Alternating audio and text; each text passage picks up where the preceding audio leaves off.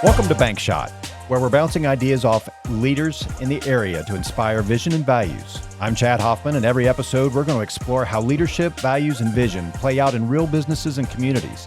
At Richwood Bank, our vision is to inspire, protect, and celebrate anything that helps our communities thrive. That's what this podcast is all about, sharing ideas that help leaders like you take your best shot. So I want to welcome you to our inaugural podcast. I'm pretty excited about this and nervous at the same time, but to help me out with this, we've brought in Heather Wirtz as the Chief Experience Officer for Richwood Bank, and I've worked with Heather for almost 15 years now, and I've learned more about marketing and customer experience than probably I ever wanted to know. But Heather, welcome to the podcast. Well, thank you. Being the inaugural one, there's no pressure. No pressure at all. No, agreed. But the reason for this podcast, Heather, obviously is we work with a lot of different businesses, yes. And we see maybe some leadership needs that are out there, and we had them in the bank as well. I mean, I've been here for 31 years now, and to watch the progression of just how we've brought vision and values into the organization and how we live them every day. You've been a big help in that, but that wasn't an easy process. No, it wasn't. In fact, what started as one idea continued to catapult into more and more. And like you said, nothing good is easy, which is why I think we're on the right track. Agreed. And just the vision and values part, there's a couple of quotes out there that I absolutely love. And if people believe, it's said by Howard Schultz, if people believe that they share values with a company, they're going to stay loyal to the brand. In banking, loyalty isn't built on rates or fees, right? It's built on shared values. When a customer feels aligned with us, they're going to stay with us, and it's important for every business to experience that. We talk about trust a lot as one of our keys here at the bank, and I think the vision and the values helps people understand where you're headed and gives them that trust that they understand, and they either agree or disagree, right? But the ones that agree are more likely to stick with you. Yes, that. We say it's emotional connection, but it's actually just a connection that brings them together and creates that loyalty through proof of service, trust, like you mentioned. When we started talking about banking, because my background is advertising and marketing, right. It is truly, or not truly, it's just been assumed that it's a vendor relationship. It's something you have to have. It's not something you think of past that. Right. And for us, we're saying, no, this is one of the most important, crucial things you will ever do. This is your financial life. This is your well-being. We have to have that relationship with you. Perfect. So our whole goal was that we were going to move from being that vendor relationship up that pyramid so that we can go past that consultant and be the advisor. Right. We want to be in the room with you. We want to help you. We want to make sure that whatever you're planning or doing, we're there because you trust that we're going to help make sure you get there faster, better, more efficient, and do it with us. Yeah, and I'm hoping that every business kind of has that concept, right, is building trust with their clients, whoever that may be. Well, Heather, the thing I want to start off with today, and I want to do this with all our guests as we bring them onto the show, is basically what we're calling the lightning round. And so here, we'll get it started. So there we go, a little bit of a sound effect for my lightning round, and I'm going to ask you basically what I would say yes/no questions, either or questions, just to get a little bit about your personality, maybe some leadership styles, maybe some value things that we point out here. But all you have to do is answer, and I may or may not hit a positive or negative, basically, on whether I agree with you or not. So okay, so this is how we're going to try this. So basically, under work style, I'm going to say, are you an early bird or a night owl? Work style. I would say night owl. I know in the early days especially, I would always find more of my inspiration or ideas, sometimes 2 a.m, which probably isn't the most healthy. As I'm aging now, I could start into, maybe 11. Got it. Well, I'm going to hit that with with a buzzer. I as a work style, I get up early and do things early.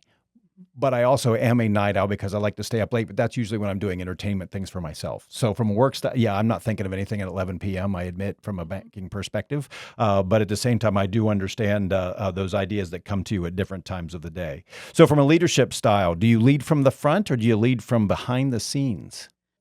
I would say from the front. I really enjoy being on the ground level with everyone. In fact, I always say if it's something I wouldn't do myself, I'm not going to expect you to do it. So I'd like to be right there experiencing it front hand when everyone else is too. I get that. I'm going to hit you negative on that one too. No, I'm kidding. I admit openly, I don't love to be in the spotlight. That's why the podcast, some of the things that I do, Mhm. I certainly am willing to do that, but I love to put people out in front. I love to have others in the organization that are, doing the things, making the decisions, Oh, just sure. building their skill set. Mhm. And so I love to hide in the scenes if I can, but sometimes it just doesn't Yes. work that way. I will say I'd have to let me retract. What I was thinking is I like to be in the thick of it, Got it. Yep. but I'm not a spotlight person Yes. as Yeah. well, Spotlight, no. not so much. But Uh-uh. this one, I think I know your answer, but I'm going to ask it anyhow. Money. Okay. So is this cash or credit card? Ooh, cash. Okay. I I like to have it. No, the reason I hit the negative on that one, I thought you'd say digital wallet. Oh, of course. See, I'm see, thinking debit versus credit. I don't like to okay, have debt, got it. so I like to make sure everything is debit. So No, understood. Well, no, it's funny because again, we've been pushing digital wallet, right? yeah. The security around digital wallet and Mhm. and being able to tap your phone versus using cards and all the different fraudulent things that are out there today. But okay, this is a good one. Community question: small town diner breakfast or trendy coffee shop latte? Small town diner breakfast. All right. See, Mhm. that one we can agree on. So yeah, I don't spend a lot of time in coffee shops, even though we have them in the banks, right? We have them in our lobbies. I have to admit, I'm not a coffee shop type of person. So technology, are you a paper planner or a calendar app? So Paper planner. paper planner. So yeah, I'm going to agree with you there too. Most of my stuff is written down. I live by my schedule on a calendar, I guess. But when I'm writing my notes down, when I'm doing things, I definitely write them down. So lifestyle. Netflix binge or an outdoor hike? Outdoor hike. Okay, I can watch one or two things shows, but to binge when I hear people watching like 4 or 5 hours straight, I don't know if I understand that. So going outside, I would much rather get the air. So let's do one more thing here: decision making, gut instinct or data driven. Man, these are good lightnings. See, I I start with gut and I use data to back it. I- ooh. Oh, can you do that? Can you? Not always, but sometimes you No, when can. I say that, can you answer both? We're gonna go with yes, you can. So no, completely agree. Sometimes you have to feel it, right? But the more data you have behind you, but if you wait all the time until you have the perfect amount of data, in my mind, the decision's probably already made for you. Yes. So sometimes you have to go, with your gut. So I've got just a couple here. Obviously, our values, Heather, are built around what we call our diamonds, right? And it's the values that the bank has. And I will introduce them later. But on one of them here, I've got one that's innovate everything is one of our diamonds here. I want to ask you, so are you for disruptive change or steady improvement? I would say disruptive change that we steadily improve. I'll see. She did See, it. I She did it know, I again. know. Yeah, she's taking my answers and doing that. So no, I'll accept that answer because I agree. I think in some cases disruptive change is important, but I think you should always be trying to steadily improve, right? So, well, let's get into the next phase. Thank you for experiencing the first lightning round there, but at the same time, books. Mhm. I'm a huge reader. That's the way I take in a lot of information. I love to read. I love to read other people's ideas, being able to make, jots down things in the books or on a pad. Great ideas that come through. I see you've brought in today the E-Myth Revisited by Michael Gerber. Yes. So this is one of your favorites, I would assume. It's one of my favorites for Richwood Bank Okay. because, well, first, when we met, I had come from another company and we had a book that we followed. If you remember, it was called Gung Gung Ho. Ho. Yes, I Yes. remember it. And that was a very pivotal moment for me because I know we had a lot of things to discuss and a lot of decisions, and I wasn't sure which way to go. And you took that nugget and remembered that. Yep. And then um, on my first day here, the sweetest thing because just to go down this road, but we were during the fair season Hmm. and the bank still had not been remodeled, so it had some of its older, 50s wood paneling, banky I type remember that of office. style. Hmm. And I was there, and it was kind of a empty place. People were at the fair, and I sat down at this desk thinking, "Okay, what am I doing?" And there sat a little figurines. It was the goose, the beaver, and the squirrel. Yep. And it was from you as a welcome gift to let me know that we were agreeing on values and character. So I knew at that moment, okay, I did the right thing here. I do remember doing that, and finding those little animals was an interesting ride, right? To Yes. find those. But Gung Ho, I hadn't read that book before you had introduced it, so I went out and read it, and it's a great book. If you haven't read that one, would highly advise that one as well. So when we were coming here, I thought, well, I don't want to bring someone else's shtick or belief or culture with me. I wanted something that we would have, and that's where we have the diamonds and Right. a whole library of books. But this one stood out because you helped with that idea of we need to be more for businesses. Mhm.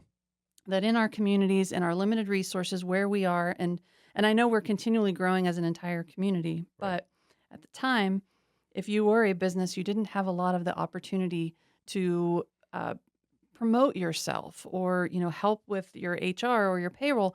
And this book solidified that gut that you had of we need to be more, we need to have valued service that lets people know we're rooting for them, we're helping them, and we're going to help their business grow. Because as a CEO or an entrepreneur, you have to focus on that one thing, and a business is many things. Oh yeah.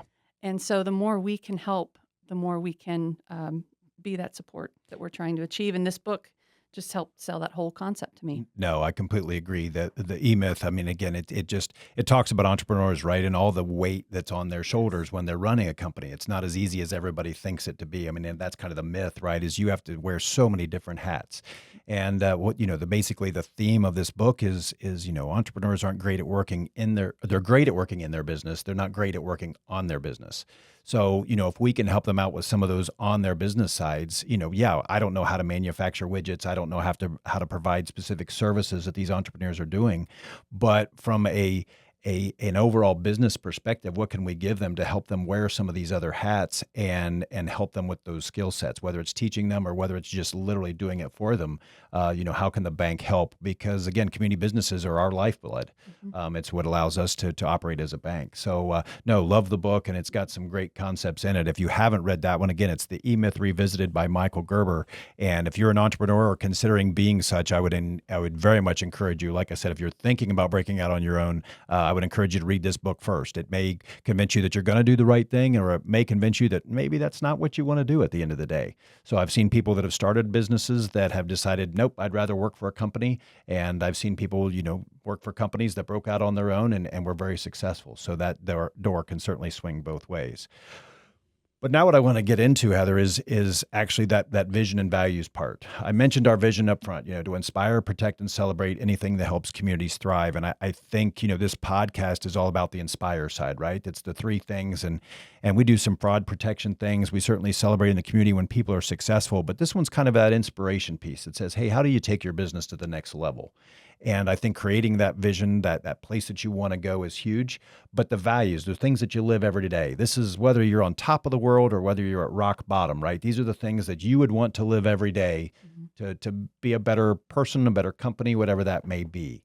And if you don't mind, I'm sure you'd be able to go through them. What are our values? Our values are the diamonds: do the right thing, innovate everything, always celebrate our successes, make a difference in the community, openly communicate and listen, no excuses, drive positive energy, and seek knowledge. Absolutely. And what's funny is we originally had a couple different ones.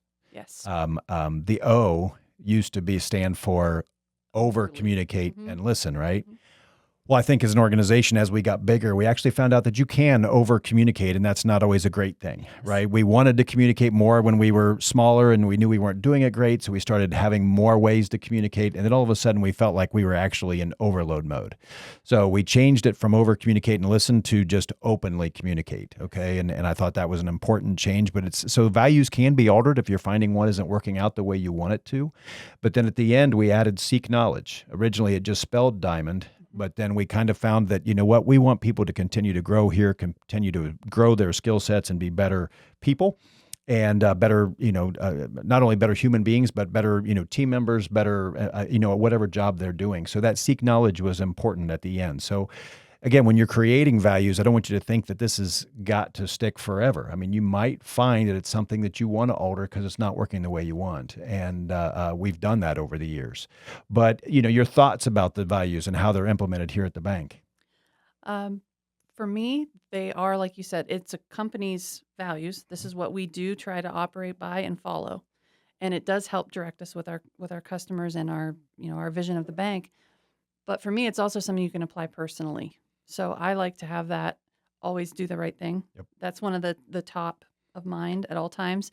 And then I usually just jump down to the S with the seek knowledge because I want to continually grow as well. Yep.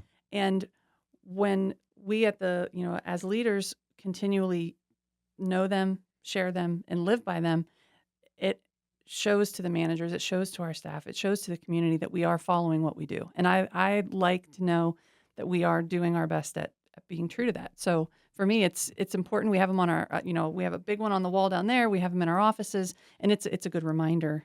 Yeah, we try to share them with the team so that they can repeat them or at least know what they are. And I just think it's helped us kind of with some guardrails, right?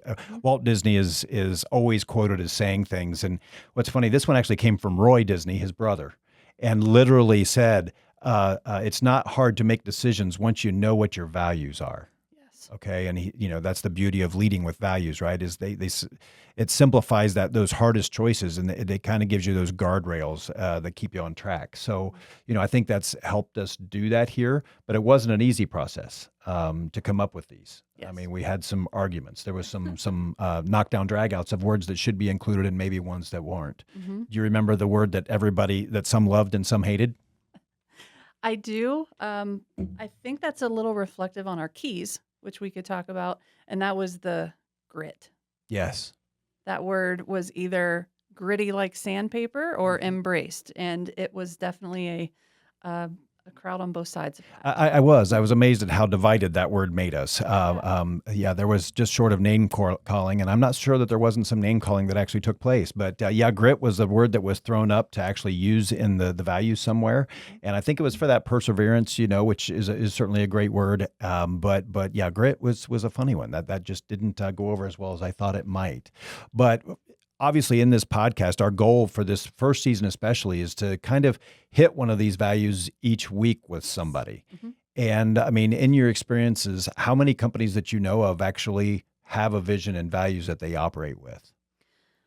Well, I know there are a lot of businesses that have them on their website, mm-hmm. and they have a cute paragraph, but those that live by them and have them this clear and transparent, and have the CEO of the company doing a company-wide video every Friday that is talking about them and reminding us of what they are and bringing them up. This to me is one of the most unique experiences I've been a part of. I appreciate it. I guess just for me, it's something that you can't do it if you don't live by it, right? Yes. And in trying to do that, there's three different types of values that are out there, and the first one's called pay to play. And this is kind of one of those values that you pretty much have to do mm-hmm. just to kind of be in the game that you're in. Sure. And I think for us, probably in that list, the do the right thing up front. I mean, trust obviously for a bank is the most important thing. We talked about it earlier. The most important thing you can have with a client, customer is just, hey, if they don't trust you, you're probably not going to be banking them, right? Mm-hmm. So that do the right thing, if you're not doing that, I don't know that you can be in banking. So it's kind of like saying integrity or honesty or something along those lines. It's the same thing, but I think that's kind of a pay to play. I don't know that that's unique. I would certainly hope most banks would have that as a first one. But the next one is called core. And the core is the type that you're kind of living on a day-to-day basis, right? I mean, it's hey, we think we've got these pretty well in hand. Mm-hmm. And I don't know about your opinion, but I think always celebrating success, make a difference in the community, and drive positive energy. I think those three we do pretty well when compared to other institutions or other banks, I will say, that's kind of in our industry. I don't know what your thoughts are, if there's any others that you would include. I think those three are definitely more of the core. And again, like you said, those are not the pay to play. That is, we choose to do those. We are doing that consciously because we know we want to do that so that we ourselves are living by our values. Oh, absolutely. So, yes. Openly communicating. Yeah, there are some businesses that do not. Agreed. Mm-hmm. Agreed. I guess I go back to those other three, the drive positive energy. If you've ever been in a company that doesn't do that, some of them could be banks, right? You walk in, it's quiet. You feel like you've walked into a library. Mm-hmm. We want you when you walk in. I mean, we've got the coffee shops now. We've got music playing. The colors are brighter. There's no cattle stalls that you have to walk through. I mean, it's important for us to drive that positive energy. We want people to come in and make connections with our team, right? So that's very important. Another book out there called Fish, that talks about Pike's fish market and the energy. I mean, these guys they're literally selling fish, but people come to watch their performance every day because of the energy that they're creating, and people are attracted to that. And so, those are the kind of things that not every company, like you said, it's not a pay to play. Not every company embraces that, but that's something that we really do try to do here. And I think we overall, do that fairly well comparatively. I agree. And I think that when we celebrate, encourage, and continually help grow and develop our own team, I mean, even myself included, you feel it. Yeah. And I mean, like you said, we can make the lobby smell great. We can have that coffee brewing. We can have everyone greet you when you come in. But, I always stress to our team that we're here together and we should enjoy it and we should love what we do and we should be able to have our people feel that. So, yeah, it's something that unless you're all on board. Right.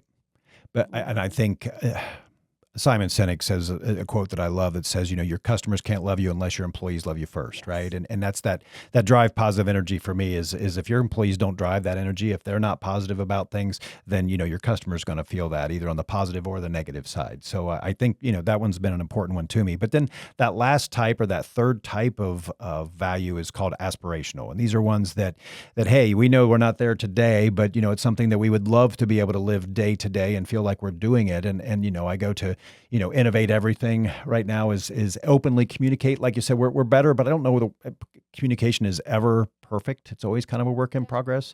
No excuses is always one, to kind of own the things that happen and move on. It's not an excuse thing. It's own it and figure out how to make sure maybe that thing doesn't happen again, whatever it might have been. And then finally, the seek knowledge. I think we do really well at it, but I think, there's some room for improvement in every position. And just to continue to learn, even from the C-level. Sometimes C-levels think, once they hit that chair that they're done learning, right? That, hey, I've arrived. I don't have to do anymore. And to me, at that point, you need to learn more than ever. I was going to say, if anything, there's more pressure because now Correct. you have so much more to learn. Correct. Mm-hmm. So, no, those are the three, to me, different types of values. And again, we hope when we have future guests that we can discuss some of these things, right? And how they're living them out in their own organizations and maybe find out what their values are. Do they have established values and what would those be? And, to see if they compare it all to what ours are. So any other comments to the values? I would just stress that by having them so openly known and understood that it's that guiding force. We especially in banking, we're finding new dilemmas or situations or regulations or community situations where following those values help guide us to the right decision. Excellent. Well, let me ask you, how can you give me some examples of maybe where Richwood Bank has used some of these values in the community itself? We talked about drive positive energy, obviously some of the things we do in our lobbies and some of the things we're doing to attract, others to us. But, just pick any of them whatsoever. And is there anything specific that you can think of?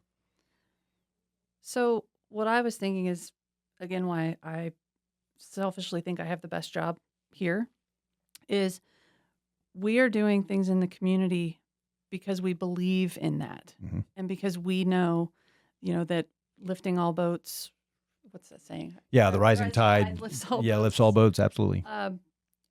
We oversee sponsorships, the volunteerism that we do, the fact that we encourage board membership and activity in the community. In fact, it's one of our interview questions. So anyone that's considering joining us, be prepared to explain how you are giving back in your own life personally because you choose to. But the coffee shop, the beneficiary program there, the fact that we are able to donate 100% of it back, to me, says very true that we are following our values. The investment that we have made in financial literacy, that that is not the return of investment of that is seeing people be more financially savvy, to understand how to manage their money, to graduate high school and be able to go into the world a little more prepared. There you go. I mean, we're trying. Yep. Those are things that we really are, taking action and saying that these are the things that, we're not necessarily doing anything new or creating anything profitable, but this is because we believe in that connected community and that we're all together in this. Oh, no, thank you. I did think that's an excellent example. I just read a report that's come out from an organization in Columbus that's talking about engagement of people right now, and said that it's at an all-time low of people joining community organizations. Mhm. Okay, so I don't care what club, what organization. I don't care if this is, Chambers, Kiwanis. I mean, just the different, types of clubs, bowling leagues, sports things, whatever that may be. That we're at an all-time low right now of organizations, like their attendance and the people that are actually engaging in those clubs. And so that community part, that can destroy a community, right? If nobody's actually seeing each other. You've heard me say it here at the bank, and many have, that if the only human being that you see is the UPS driver as they drop off of your Amazon order at the house, you really don't need a community, and you probably don't need a community bank. Mhm. Okay, so we really try to target those people that that coach baseball or softball, or that are taking they're on the boards of the local charities. They give their time or their money to local charities, and these are the kind of people that we really gravitate towards, right? That we want to attract and retain, because that's what we believe. We want that better community to live, work, and play. But it kind of depressed me to read this report, and it said there's all different kinds of reasons for it. But one of the new uses, we're starting to use AI here so much at the bank. Mhm. And what scared me was that people are using AI to build like a personal connection, like to talk to somebody. So instead of talking to another human being, like face to face or even on the phone, you're actually using AI to fulfill your relationship needs. And I don't even know what to do with that right now. I'm in the same boat as you. I think that uh, we've gotten so used to devices and screens to fulfill some type of need that we're now replacing the human side of it as well. I'm hoping that we can put the brakes on that. Again, that's one of the things we do, is we want to make sure we keep the human element in everything, because, Yep. like you said, you could have a bank and never see a person Correct. now, Correct. and that baffles me. That is where Right. things are going, but hopefully we can, again, keep that connection, keep Well, people together. yeah, and you can do everything on the bank. You can do on your phone, right? Yes. You never have to walk in the lobby. So that's why, we're trying to create other things in the lobby to bring you in for another reason besides the transaction, because you really don't need to do it that way anymore. So, we've got those apps. We've got the things where, the digital wallet where, you just don't need to be here. But at the same time, we want to see you. We want to build that relationship and be here for, answers if you have questions around your finances. Like you mentioned, financial literacy. We want to be the experts in that field and be the consultants, and how that works. So the advisors, as we call it, the trusted, friendly advisor. If we can be that to our clients, that would be huge. But you really can't do that without a relationship. Yes. I don't want them to go out and use AI for financial questions. I want them to come to us, and hopefully we can build that relationship. So any other thoughts around the values, or let me ask this, what are you hoping for with this podcast as we move forward? What would you hope to walk away with, when somebody listens to it? Well, I was very excited that this has been put together. Yep. I know the marketing team, Jordan, you have worked very hard. I was very surprised and excited that you wanted me to be, an inaugural guest to help launch it. Um, for me, I am interested and excited to have you speak with other leaders, especially in our community, so that people can learn from them, gain some insight, become more wise in their own personal journeys towards, whatever their leadership or aspirations are. Because I myself have been so fortunate to be in rooms with several people that I admire, that I look up to, that I just look forward to them sharing that with as many people that can hear it as possible. Let me ask that, Heather. That was one of the questions I plan to ask future guests on the show. Is there a person that you kind of looked at as a leader that kind of changed the way that you do leadership? I would say Dr. Bill Withers. Okay. He actually, again, this shows you just how of a wonderful place I'm at. Yep. He was one of our guest speakers at Roar a few years ago, because he talks to families and communities, and he was a professor at Wartburg College in Iowa for many, many years. I believe he's retired, but he still speaks. Um, I was young in my media career. This was my first director job. So when I first got promoted to a marketing director at an agency, I was connected to him, and he wanted me to start leading and helping with capstone projects at the university with marketing students. Yep. And I had to confess to him that I didn't think I was up for that gig. I didn't think I was ready. I was not I did not graduate from private college. Everything I did was through, working through my way up since, being a teenager. And he said, "What are you talking about?"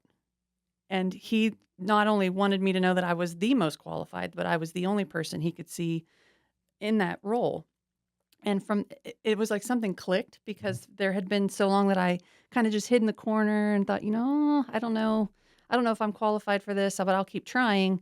And he kind of just through a long speech just changed the way I thought about it. And then I realized, okay, I'm kind of I'm in my own charge here. As long as I am, doing the right things and following the values we have now, I can do this. That's awesome. No, thank you, and I appreciate you sharing that. I admit this is the inaugural podcast, so I'm going to go ahead and say mine. And again, it goes back to when obviously I started. I mean, the leader that probably most influenced me when I started at the bank was my mother.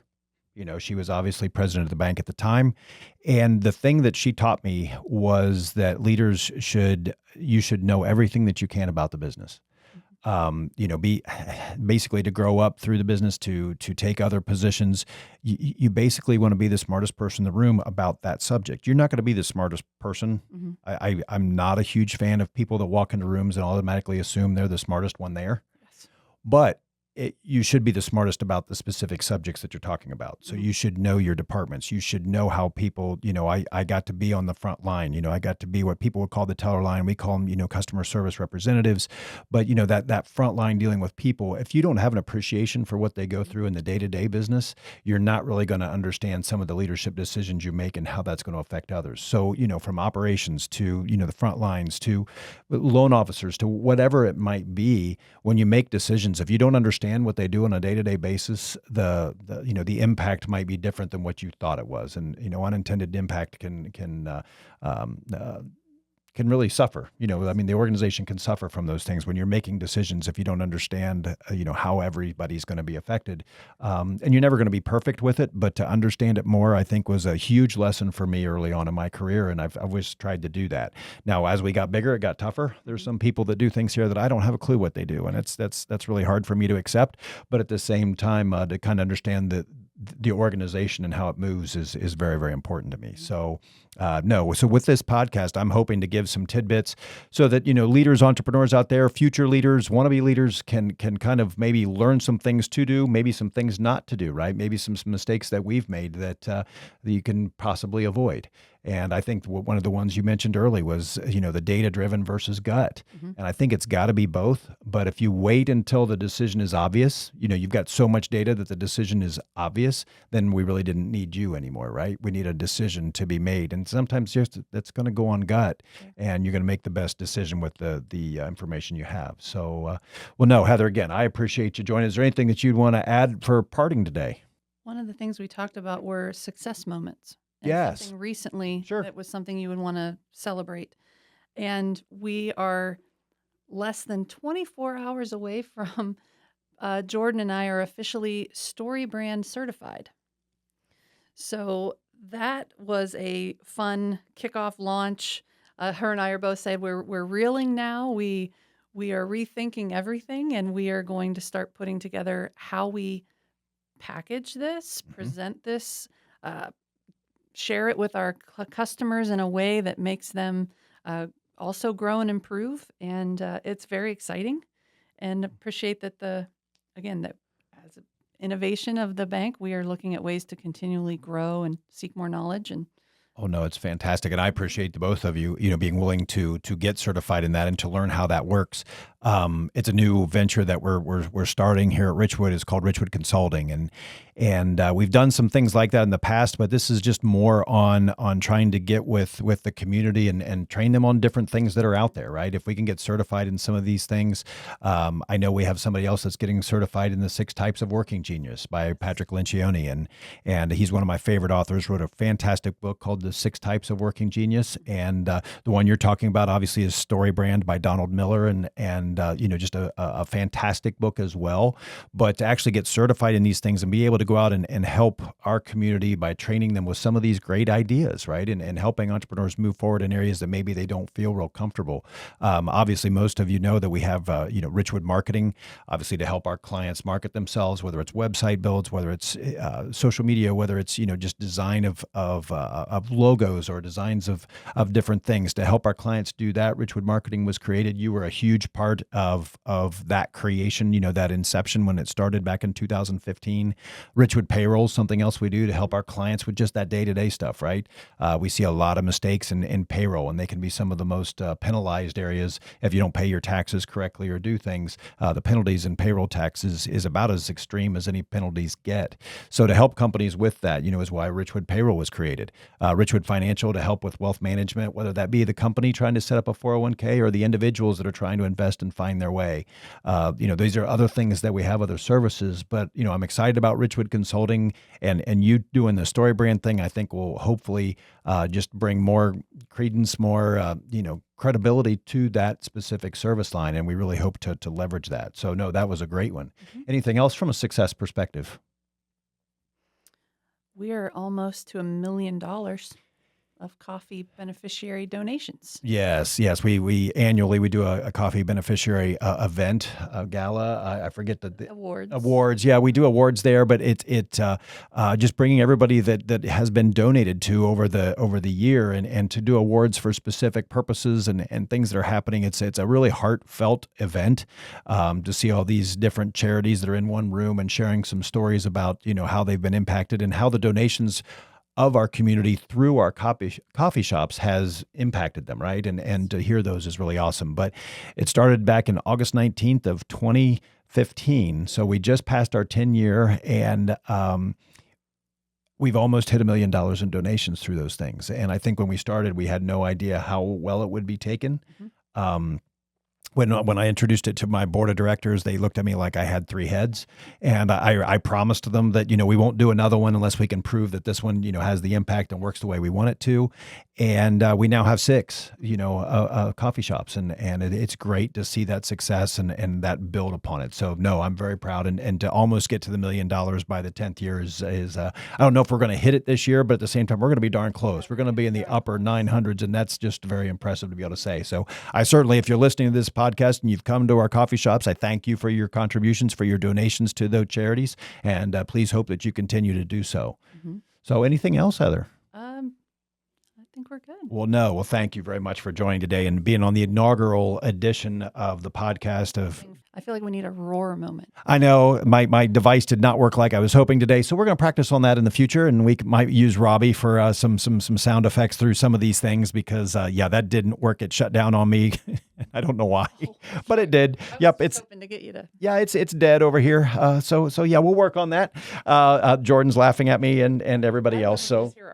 Yeah, I wanted to roar, and as you can see, it's blank. There's no buttons. There's no nothing. So there it is. Yeah. So thanks for joining us on Bank Shot, where we bounce ideas off area leaders to inspire vision and values. In today's conversations, if today's conversations gave you something to bank on, share it with a friend, a colleague, or your team. Together, we can keep investing in leadership that builds stronger businesses and thriving communities. Until next time, keep taking your best shot.